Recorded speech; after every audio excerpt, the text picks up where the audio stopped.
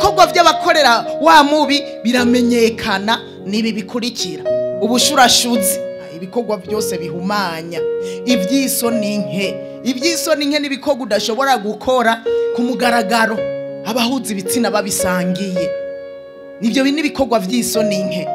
Gusenga ibigirwamana, ikintu cyose uhebera umwanya ukunda gusumba ibindi byose nikigirwamana.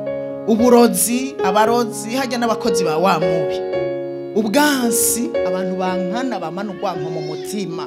Intonganya, abantu bantamana intonganya batongana n'abantu n'abakozi ba wa mubi. Ijambo riranga abakozi ba wa mubi.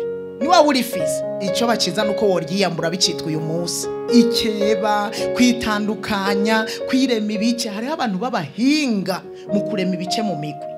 Bageze mu rusengero bahava baremye ibice.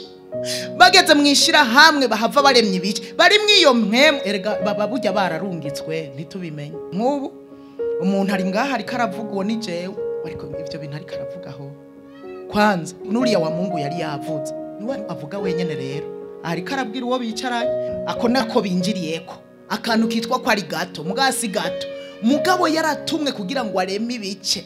Ibi bintu bakora Jesse ndavyumva kwanzi yabajewe mba nabigenza uku nuku nuku simba ndabarongoye uku jewe no bigenjeje uku ari karondera ukuntu akibice bajya babara batumwe na wa mubi kwirema ibice. Abantu barema ibice, abantu batandukanye, abantu nabandi bakundana n'abakozi ba wa mubi. Ibi nivyo bibaranga biragahera n'inzigo irimo.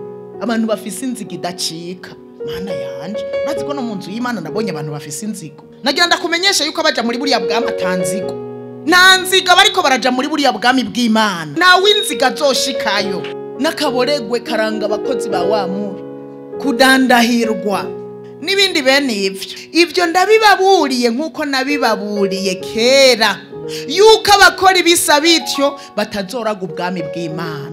Bikaba bikikugora ukiborega, ugisambana, ugifise inzigo mu mutima, ugifise ugwa, ndakwinginze ubireke kuko abakora bene ivyo ntibazobona ubwami bwo mwijuru. Imana idufashe cyane.